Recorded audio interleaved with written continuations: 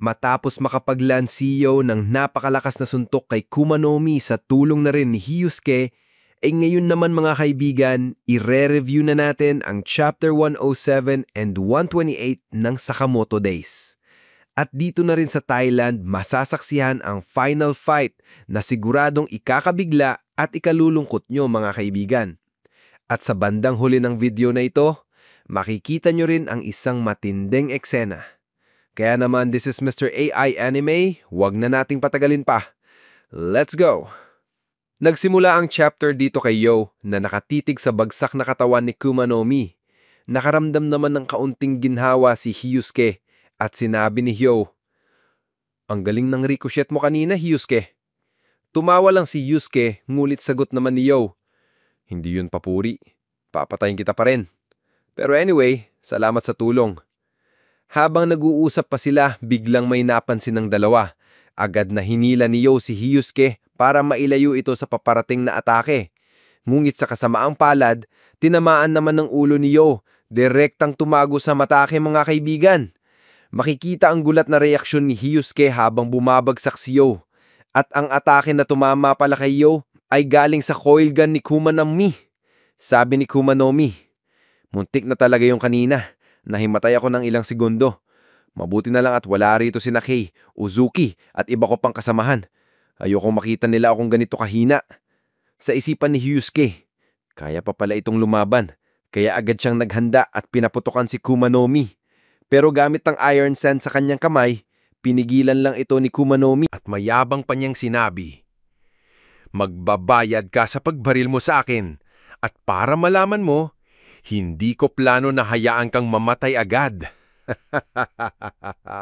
Good luck na lang sa'yo. Kasunod nito, hinawakan ni Kumanomi ang buhok ni Hyusuke at naghanda ng suntok. Isang napakalakas na hampas ang pinakawalan niya na nagpabagsak kay Hyusuke. Sabi pa niya, "Napakalampa mo. Ang kaya mo lang ay bumaril. Hindi ako makapaniwalang hinarap mo talaga ako." Pero sagot ni Hyusuke, Lahat kayo nakasamahan ni Slur. Bakit nyo nilalabanan ang JAA? Ano bang gusto nyo sa kanila?" Ngumiti si Kumanomi at nagtanong, "Alam mo ba ang tungkol sa Alcamar?" Nagulat si Hyusuke, "Alcamar?" At ipinaliwanag ni Kumanomi, "Isa itong scheme noon. Kinukuha nila ang mga batang ulila para turuan kung paano pumatay. Gusto nilang bumuo ng mga artificial order members. Pero lahat ng ito, hindi namin ginusto. Ang mga kapangyarihan namin, ang buhay namin, ang mga labanang ito, lahat ng to ay eksperimento lang. Pero sa huli, sumablay ang plano." Tahimik lang si Hyusuke at sa kanya sinagot, "Hindi ako magaling sa mga salitang ganyan. Pero mali pa rin na idamay ang mga inosenteng sibilyan at higit sa lahat, mali ang wasakin ang lahat." Ngunit habang kinokolekta muli ni Kumanomi ang mga bakal sa paligid, sagot niya, "Hindi ko maintindihan kung bakit iniisip mo pa ang mga sibilyan. Sino ba talaga ang may pakialam sa kanila?" Kasabay nito, bigla niyang hinagis ang isang bakal papunta sa isang inosenteng tao sa tabi nila. Mabilis namang nag-target si Hyusuke at sumigaw, "Huwag mong gawin!" Ngunit ginamit ni Kumanomi ang isang signboard na bakal para i-ricochet ang bala ni Hyusuke. At ang tinamaan ay mismong sibilyan mga kaibigan. Nagulat si Hyusuke, nanginginig pa nga habang si Kumanomi ay ngumisi. "Oo, ang sama mo naman Hyusuke. Tignan mo ang ginawa mo, tinamaan mo ang isang inosenteng dumadaan lang. Ngayon, parehas na tayo, ikinagagala kitang makilala." Makikita ang taong tinamaan ng bala, duguan at nagdurusa. Samantala, nanlalaki ang mga mata ni Hyusuke, natulala at nanginginig. Pero bigla siyang hinila palayo ng isang tao, at iyon ay si Hyo. Ginawa niya ito upang mailagtas si Hyusuke, kaya't nagulat ang sniper. "Huh! Hyo!" tanong ni Hyusuke. Ngumiti lang si Hyo at sumagot, "Paalam Hyusuke." Makikita naman na bumagsak ng si Hyusuke mga kaibigan habang sa isipan naman ni Kumanomi ay sinabi niya na ang coil gun niya kanina ay dumiretso talaga sa utak ni Hyo. Pero bakit? Tao pa ba talaga ito? Kasi makikita na sumugod na ngayon si Hyo sa kanya at nagawa pa siyang suntukin. At dahil sa napakalakas na suntok na iyon, napakalayo ng kanilang inabot mga kaibigan hanggang sa napunta sila rito sa may ilog. Matapos iyon, sabay na kumilos ang dalawa.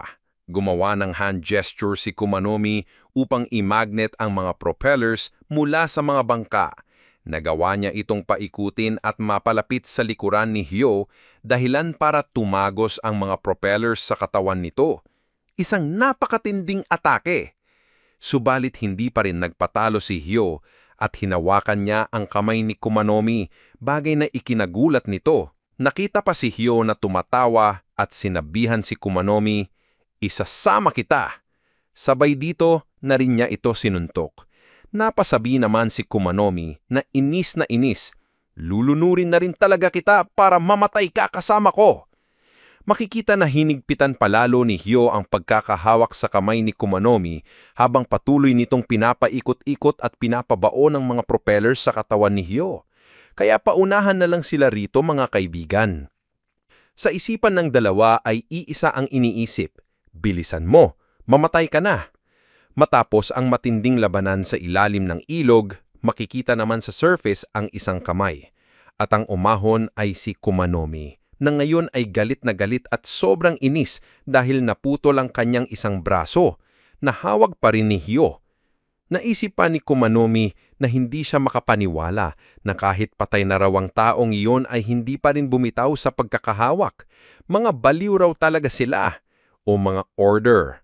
Makikita rito mga kaibigan na habang papalubog si Hyo, mahigpit pa rin niyang hawak-hawak ang kamay ni Kumanomi. Isang legendary na eksena mga kaibigan.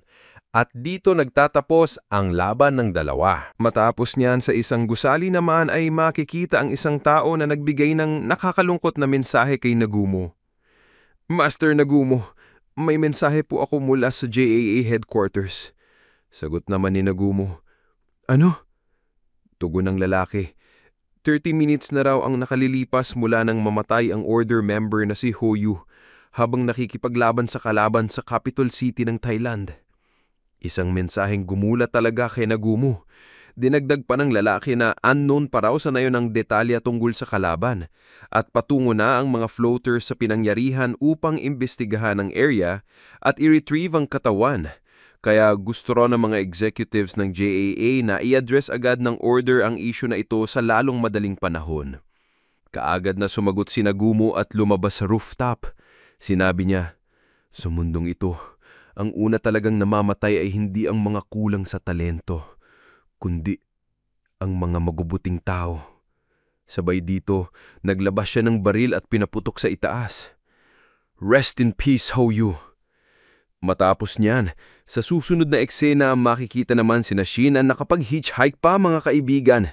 Sabi pa ni Shin, "Mr. Sakamoto, papunta na raw dito si Hisuke." Sagot naman ni Sakamoto, "Ayos, buti na lang ayos lang siya." Pero sa isipan ni Shin, sabi niya, medyo weird ang text kasi usually gumagamit siya ng emoticons. Pagkaraan, huminto ang driver at sinabi, "Dumating na tayo." Sagot naman ni Amane, "Nandirito na raw tayo.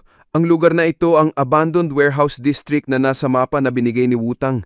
Nandito lang talaga si Slur." Sinabihan naman ni Shin si Amane na huwag masyadong magpakita ng bloodlust kasi hindi naman daw sila narito para makipagpatayan. Dagdag pa ni Sakamoto, "Ang mission natin ay arestuhin si Slur. Una, gagamitin natin ang kakayahan ni Shin para matrack ang mga kalaban at ma-infiltrate ang facility. Maghihintay tayo sa pagkakataon na mag-isa na lang si Uzuki. Kailangan nating iwasan ang labanan hanggat maaari, lalo na kung makasalubong natin si Gaku. Kapag nangyari yon, tatakbo tayo kaagad." Tanong naman ni Amane, "Ano bang deal sa Gaku na yan?" Sagot ni Shin, "May dala siyang iron rod at sobrang lakas. Mag-isa niyang inubos ang buong tao sa headquarters sa Kanto, Japan. Sa level natin ngayon, wala tayong kakayahan para talunin siya." Dagdag pa niya, "Ganon din kay Kanaguri na may weapon na isang uri ng bakal na latigo na may blade na may reach na 12 meters. Sobrang bilis gamitin nun sa Kanto. Hindi ko nga nakita ang mga atake dahil sa sobrang bilis."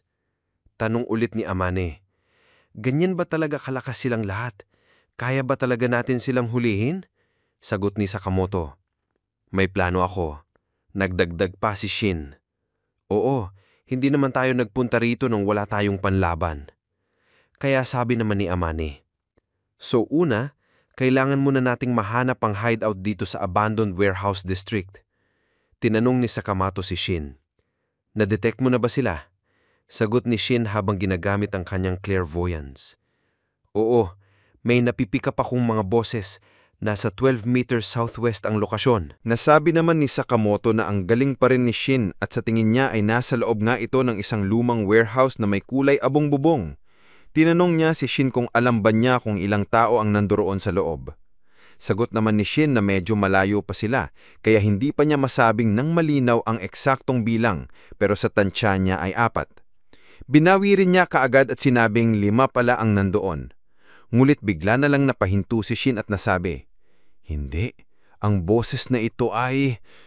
At sa kabilang banda, makikita naman sina Uzuki at Kashima na nag-uusap.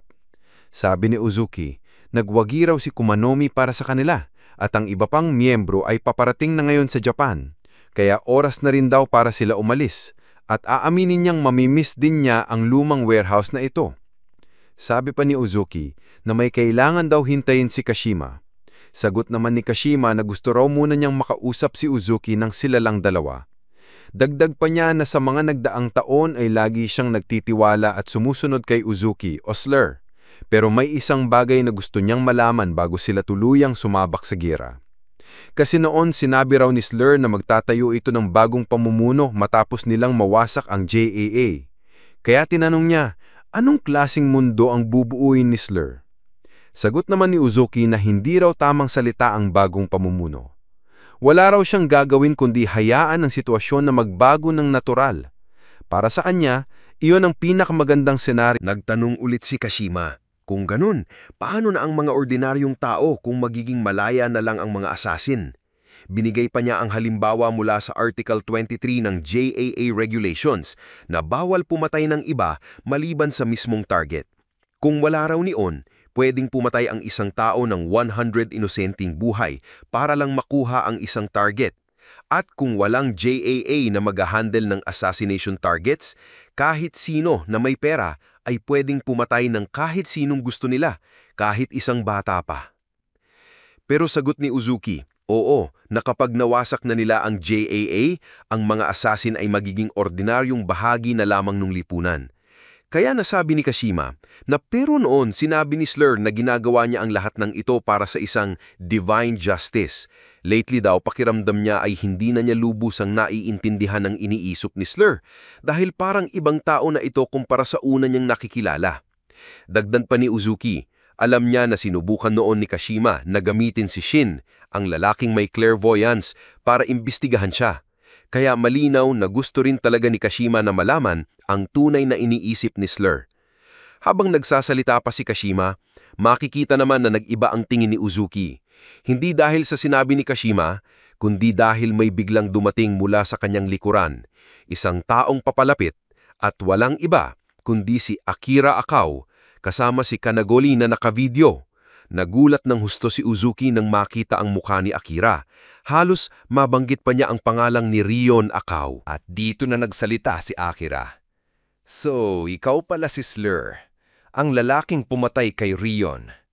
Grabe mga kaibigan, dumating na nga si Akira, kasama pa si Kanaguri na handang mag-video ng lahat ng mangyayari.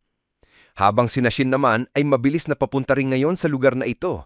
Kaya magaganap ang isang matinding pagkikita, bida kontra bida at ang babaeng bida sa iisang frame na siguradong ikakatuwa ni Kanaguri at ng lahat ng nag-aabang.